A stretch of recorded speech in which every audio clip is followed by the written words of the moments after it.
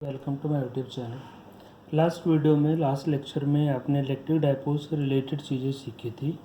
Electric dipole क्या होता है, इलेक्ट्रिक डायपोल के ऊपर इलेक्ट्रिक डायपोल का इलेक्ट्रिक फील्ड क्या होती है, एक्सियल लाइन, इक्वेटोरियल लाइन और जनरल पॉइंट में हमने निकालना सीखा था।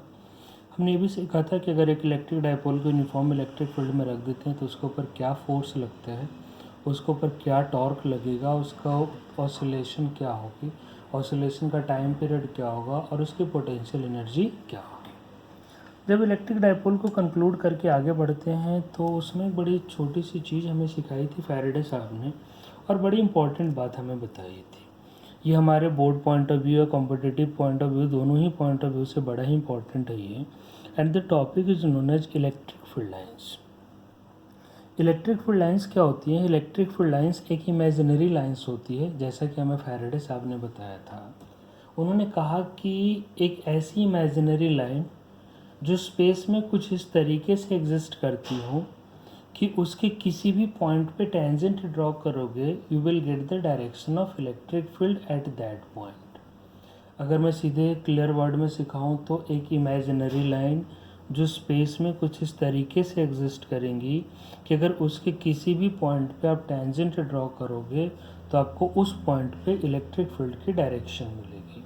ये बात हमें फैराडे साहब ने बताई थी। तो यहीं से एक डेफिनेशन निकल के आता है, it is imaginary lines which exist in space such that tangent drawn at any point on the line gives the direction of electric field at that point। अब जैसे फॉर एग्जांपल सपोज करो, मैं मान लेता हूँ कि इलेक्ट्रिक फील्ड लाइन्स ऐसे होती हैं। अगर मैं इस पॉइंट पे टेंजेंट ड्रॉ करता हूँ मुझे इलेक्ट्रिक फील्ड की डायरेक्शन इधर मिलेगी। अगर मैं यहाँ पे टेंजेंट ड्रॉ करता हूँ मुझे इलेक्ट्रिक फील्ड की डायरेक्शन ऐसे मिलेगी। यहाँ पे टेंजेंट ड्रॉ करूँगा इलेक्ट्रिक फील्ड की डायरेक्शन इस तरीके से मिलेगी। तो इसके जिस भी पॉइंट पे अगर मैं ए बी सी नाम देता हूँ इनको, तो आप जिस पॉइंट पे टेंजेंट ड्रॉ करोगे आपको उस पॉइंट पे इलेक्ट्रिक फील्ड की डायरेक्शन मिलेगी। ऐसी बात हमें फैराडे साहब ने बताई। डेफिनेशन में दोबारा रिपीट करता हूँ, it is an imaginary line which exist in space such that the tangent drawn at any point on the line gives the direction of electric field at that point. इस electric field lines की कुछ properties होती हैं और उन properties का question हर बार आता है, आता ही रहता है, हमेशा आता है। कुछ प्रॉपर्टीज़ होती हैं, दो प्रॉपर्टी तो इसके डेफिनेशन में इंक्लूडेड है। पहली प्रॉपर्टी क्या कहता है, it is imaginary in nature. पहली प्रॉपर्टी क्या है, ये कैसी होगी, इमेजिनरी इन नेचर होगी, क्योंकि हमें बताया था कि इलेक्ट्रिक फील्ड लाइन्स जो होती है वो इमेजिनरी होती है, तो ये इमेजिनरी इन नेचर है। दूसरी पॉइंट क्या कहता है, दूसरा पॉइंट कहता है tangent drawn at any point on the line gives the direction of electric field at that point. दोबारा मैं रिपीट करता हूँ, सेकंड पॉइंट क्या है हमारा, tangent drawn at any point on the line gives the direction of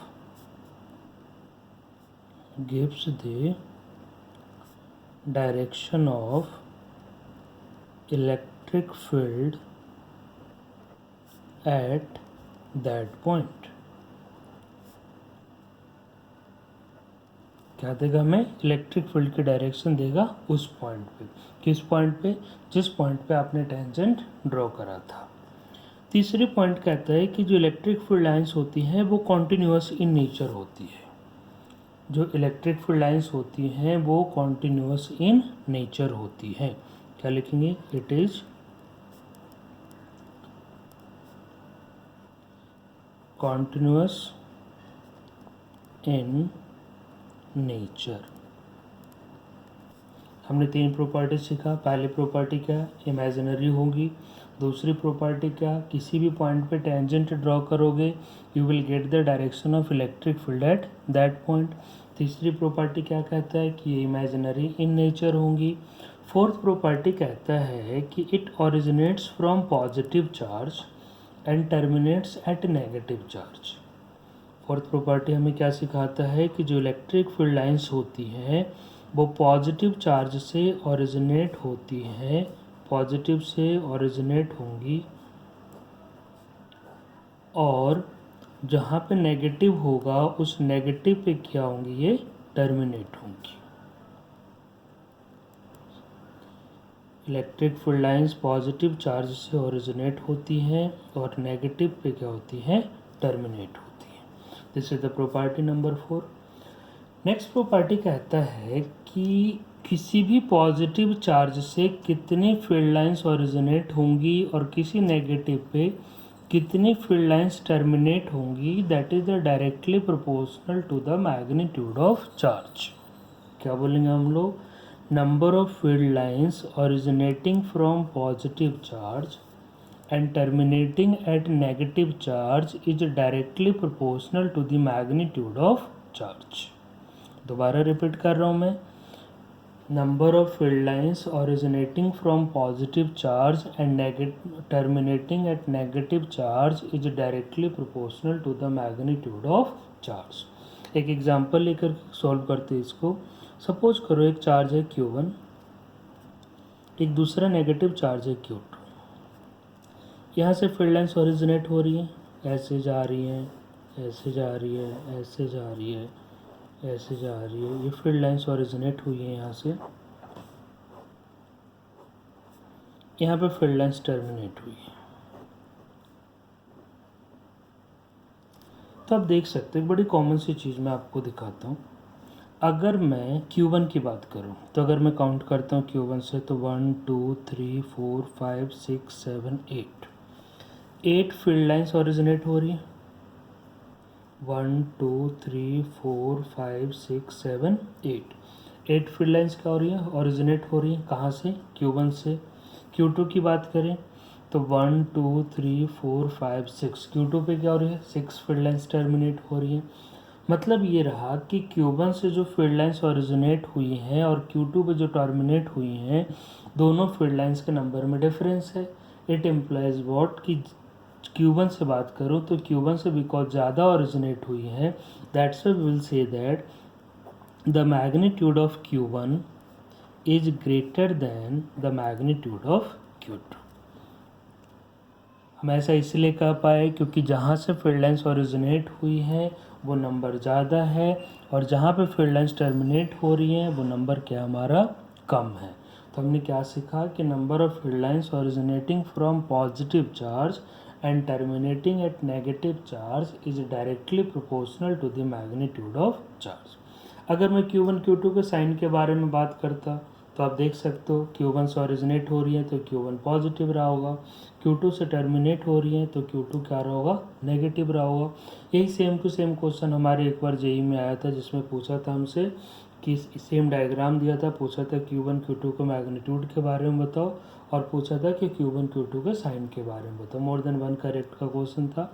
तो हम क्या कह पाएंगे, magnitude of Q1 is greater than the magnitude of Q2 and Q1 is positively charge while Q2 is negatively charge.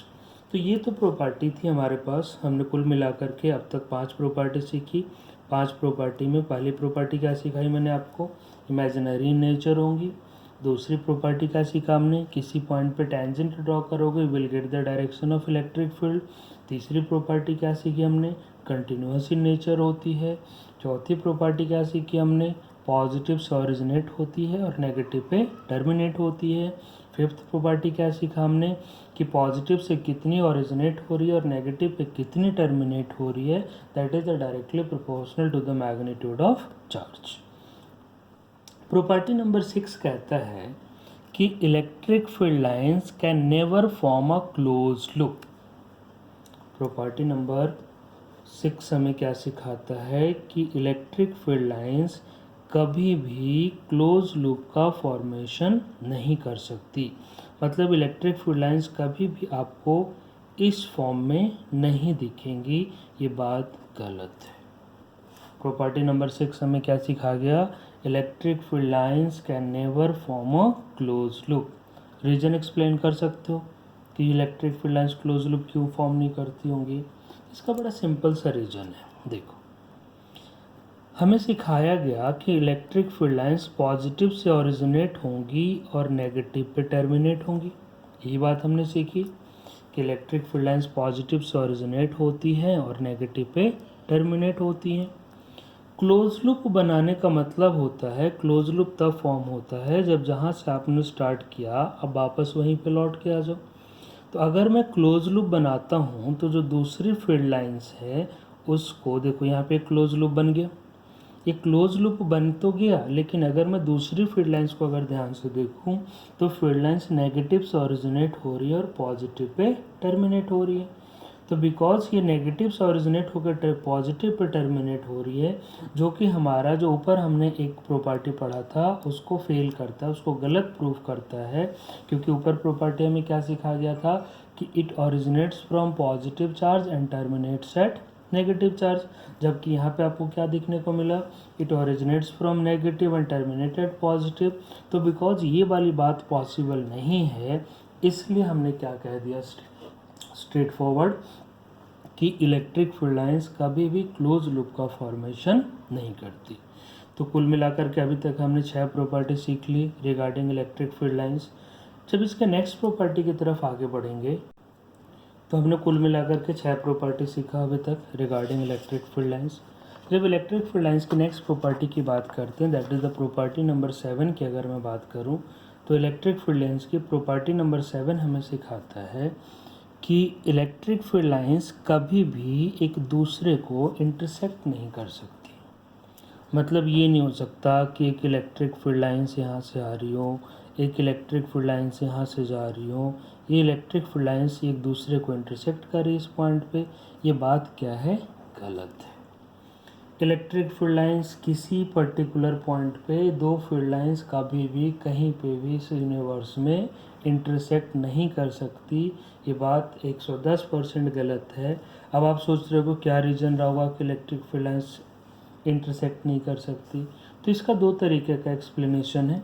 सबसे पहला explanation देखो, अगर मैं पॉइंट ए की बात करता हूँ, मैं इस वाली लाइन को सिलेक्ट कर रहा हूँ, इस वाली लाइन के अकॉर्डिंग अगर मैं टेंजेंट ड्रॉ करूँगा, we will get the direction of electric field in this direction.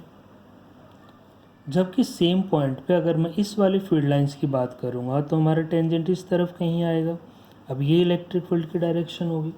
तो अगर मैं इसकी बात मानता हूँ, इसको पहली मानता हूँ, इसको फर्स्ट लाइन मान देता हूँ, इसको सेकंड लाइन मानता हूँ। फर्स्ट लाइन से हमने पूछा कि भैया इलेक्ट्रिक फील्ड की डायरेक्शन क्या होगी, उन्होंने कहा इधर होगी। सेकंड से पूछ रहा हूँ, कह रही ये होगी। फर्स्ट से पूछो क्या कहेगा, इलेक्ट्रिक फील्ड इधर होनी चाहिए। सेकंड से पूछो इलेक्ट्रिक फील्ड इधर होनी चाहिए। अब हमारे सामने कन्फ्यूज़न क्रिएट हो गया कि इलेक्ट्रिक फील्ड अब इसकी बात माने या इसकी बात माने, बिकॉज किसी भी पर्टिकुलर पॉइंट पे इलेक्ट्रिक फील्ड की मल्टीपल डायरेक्शन पॉसिबल नहीं है। किसी भी पॉइंट ले लो इस यूनिवर्स में, कोई एक पॉइंट अगर सिलेक्ट करेंगे तो उस पर्टिकुलर पॉइंट पे इलेक्ट्रिक फील्ड की सिर्फ एक डायरेक्शन पॉसिबल है। अब हमारे सामने कन्फ्यूज़न आ गई कि पहले की बात माने कि दूसरे की बात माने। तो हमने लड़ाई सुलझा लिया, हमने क्या मान लिया कि हमने क्या कह दिया कि इलेक्ट्रिक फील्ड लाइंस कभी इंटरसेक्ट करेंगी ही नहीं। तो जब इलेक्ट्रिक फील्ड लाइंस इंटरसेक्ट ही नहीं करेंगी तो झगड़े का कोई सवाल नहीं होता। तो इलेक्ट्रिक फील्ड की एक ही पर्टिकुलर डायरेक्शन होगी। तो 2 सेपरेट लाइन से बनाओगे तो 2 अलग अलग लाइन से हमें दिखानी पड़ेंगी। कभी भी ये दोनों लाइन्स एक दूसरे को इंटरसेक्ट नहीं करेंगी। तो this is the property number 7। तो 7 प्रॉपर्टीज हमने सीखा अभी तक इलेक्ट्रिक फील्ड लाइन से रिलेटेड। दोबारा रिपीट कर रहा हूँ, आपको लर्न करना है सारी प्रॉपर्टीज़।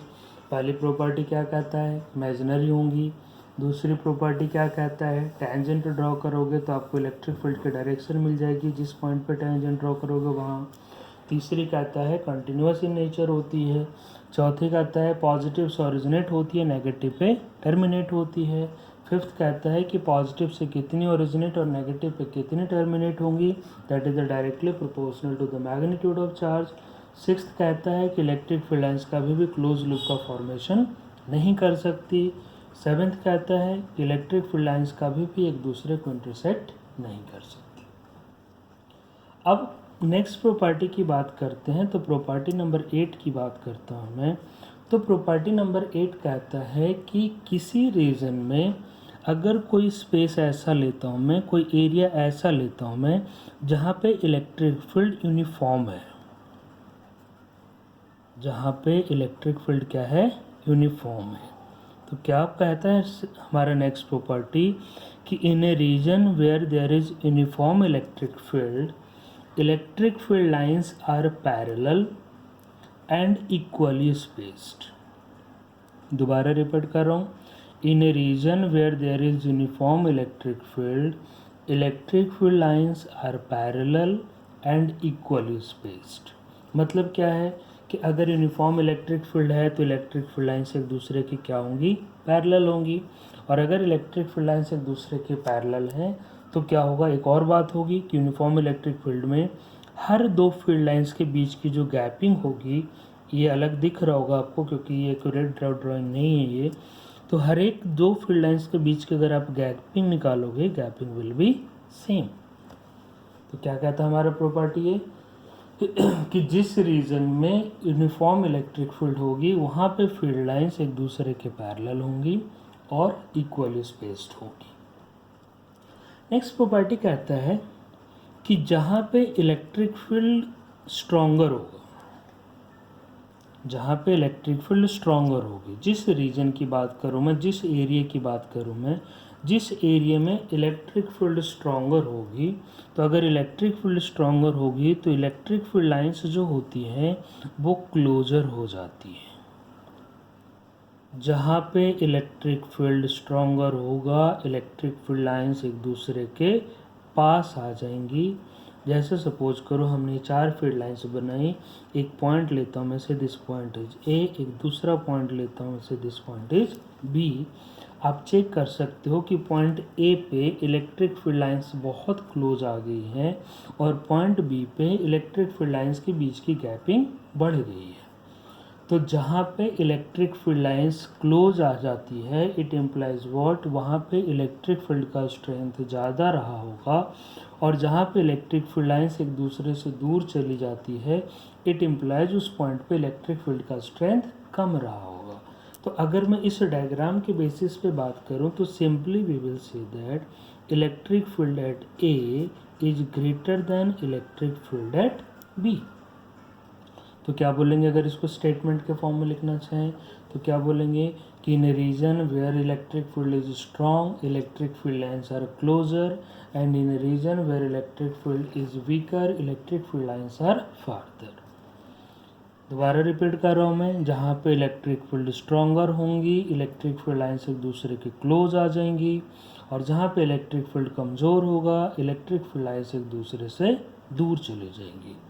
तो this is the property number, कौन सी प्रॉपर्टी हो गया ये हमारा, that is the property number 9 हो गया होगा I think. Property number 10, next property हमें क्या सिखाता है।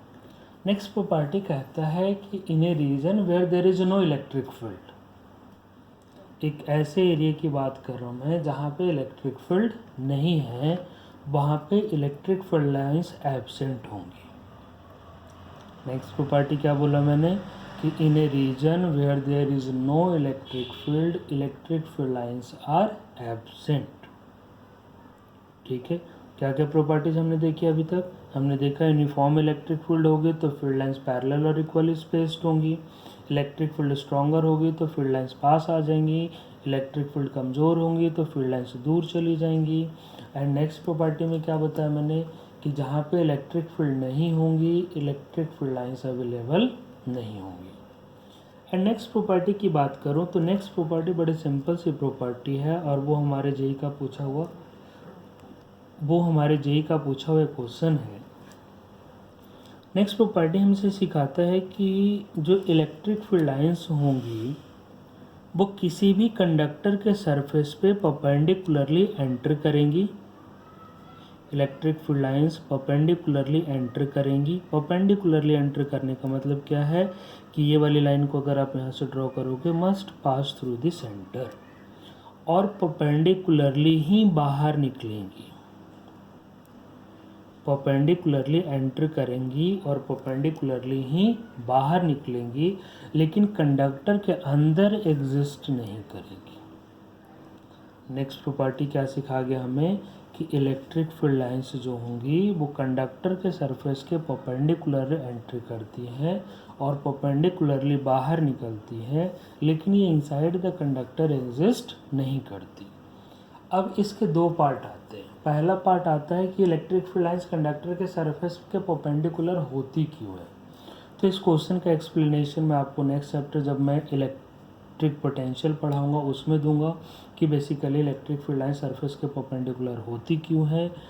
दूसरी जो बात है कि इनसाइड द कंडक्टर एग्जिस्ट क्यों नहीं करती, तो इनसाइड द कंडक्टर एग्जिस्ट नहीं करती उसके पीछे एक सिंपल सा रीज़न है, बिकॉज कंडक्टर के अंदर कोई भी इलेक्ट्रिक फील्ड का एग्जिस्टेंस नहीं होता।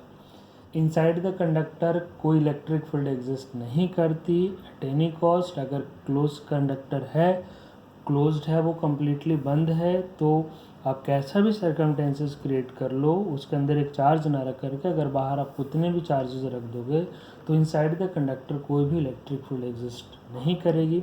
बिकॉज कंडक्टर के अंदर फील्ड एग्जिस्ट नहीं करती है, इसलिए फील्ड लाइंस पे अवेलेबल नहीं होती है। जो पहला प्रॉपर्टी था परपेंडिकुलर आती है, उसका रीज़न मैं आपको नेक्स्ट चैप्टर में दूंगा कि ऐसा क्यों होता है कि इलेक्ट्रिक फील्ड लाइंस हमेशा परपेंडिकुलर ही होती है। एंड आखिरी property of electric field lines is what. Electric field lines की आखिरी प्रॉपर्टी हमें क्या सिखाता है, electric field lines equipotential surfaces का आइडिया देती है। जो इलेक्ट्रिक फील्ड लाइंस होती हैं वो इक्विपोटेंशियल सरफेसेस का आइडिया देती है कि इक्विपोटेंशियल सरफेसेस कौन सी होती हैं।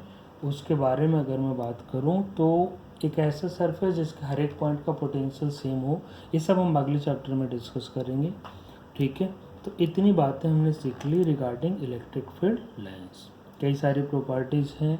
अब ये नहीं करना हमने कि हमारे बोर्ड एग्ज़ाम में या किसी एग्ज़ाम में 3 नंबर का आता है तो हमारी थिंकिंग होती है कि 3 मार्क्स का है, 3 प्रॉपर्टी लिखो निकल लो। ऐसा कभी नहीं करना। जितने भी मार्क्स में आएगा आपको सारी प्रॉपर्टीज़ लिखनी है अगर कंप्लीट मार्क्स गेन करना है। अगर आईआईटी के या नीट के या कॉम्पिटिटिव एग्जामिनेशन की बात करोगे तो आपके लिए ये प्रॉपर्टी जो मैंने आपको बताई है पैरेलल होती हैं, चार्जेस के मैग्नीट्यूड के डायरेक्टली प्रोपोर्शनल होती हैं। ये प्रॉपर्टीज़ बहुत काम आएंगी। अब जैसे मैं एक मेंस का क्वेश्चन आपके सामने रखता हूँ। मेंस में क्वेश्चन आया था हमारे सामने, ऐसा कहा था कि एक कंडक्टर है, कंडक्टर के हाफ में उन्होंने क्या करा, इस हाफ में पॉजिटिव चार्ज कर दिया और लोअर हाफ को नेगेटिव चार्ज कर दिया। हमसे पूछा कि अपर हाफ पॉजिटिव चार्ज है, एक कंडक्टर है, इसका अपर हाफ पॉजिटिव चार्ज और लोअर हाफ नेगेटिव चार्ज है। हमसे पूछा गया था कि इसकी इलेक्ट्रिक फील्ड लाइंस किस तरीके की दिखेगी। तो अब इसी बात है, जितना पॉजिटिव उतना नेगेटिव अगर दिया है तो इलेक्ट्रिक फील्ड लाइंस की बात करूँ तो जितना पॉजिटिव उतना ही नेगेटिव है। It implies what, it implies कि जितनी फील्ड लाइंस पॉजिटिव से ओरिजिनेट होंगी वो सारी नेगेटिव पे टर्मिनेट होंगी। एक भी फील्ड लाइंस कम या ज़्यादा पॉसिबल नहीं है।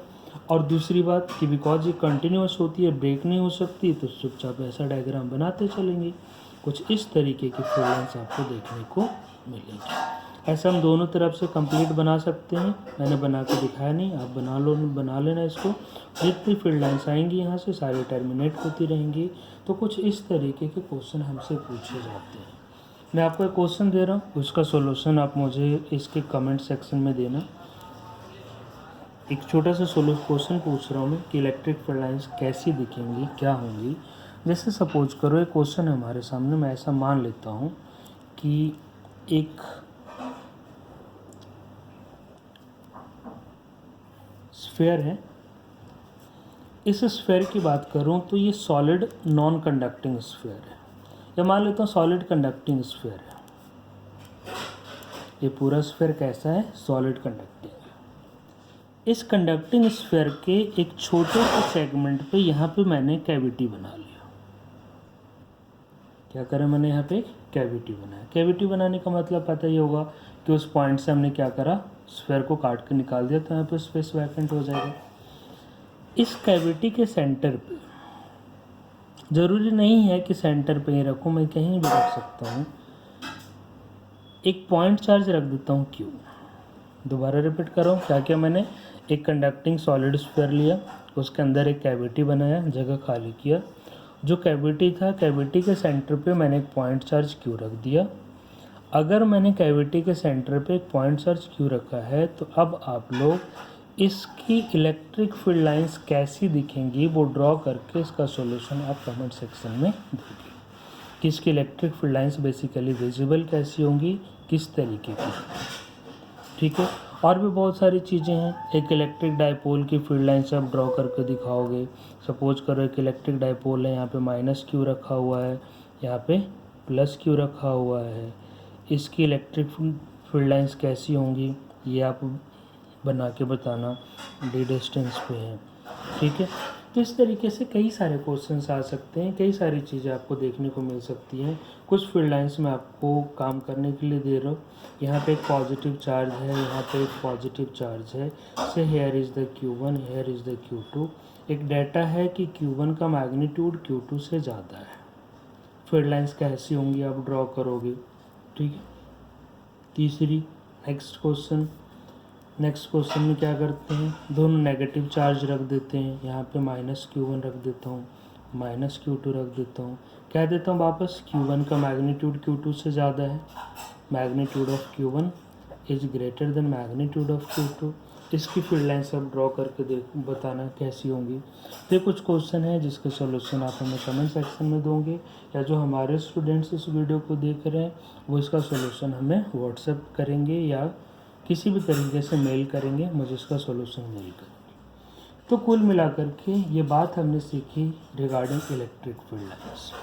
एक बार वन शॉट में मैं दोबारा सारी प्रॉपर्टीज़ आपके सामने रखता हूँ, सारी प्रॉपर्टीज़ को रिकैप करते हैं।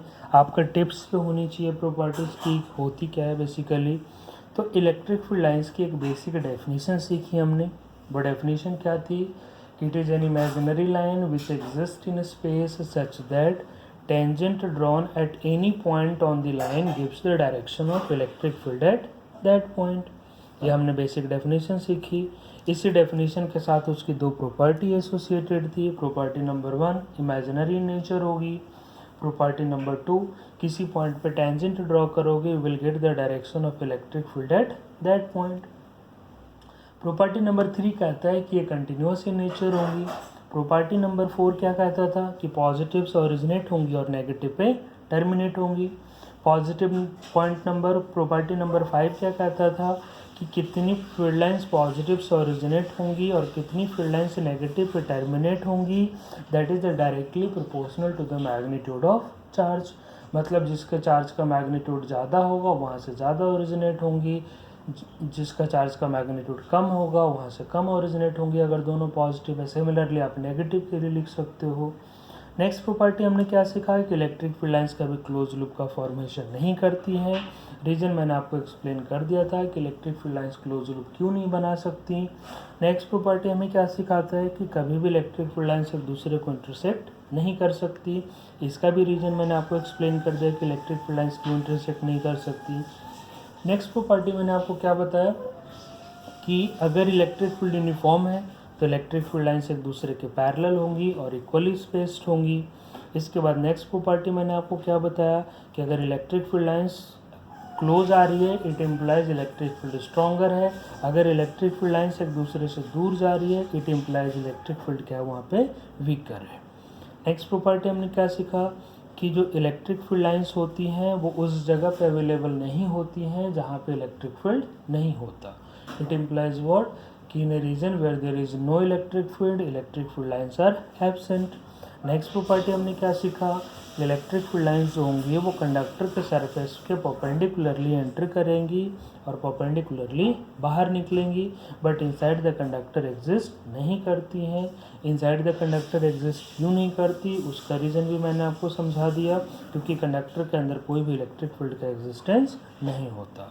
और आखिरी प्रॉपर्टी मैंने आपको सिखाया कि इलेक्ट्रिक फील्ड लाइंस जो होती हैं वो इक्विपोटेंशियल सरफेसेस के बारे में भी हमें बताती हैं।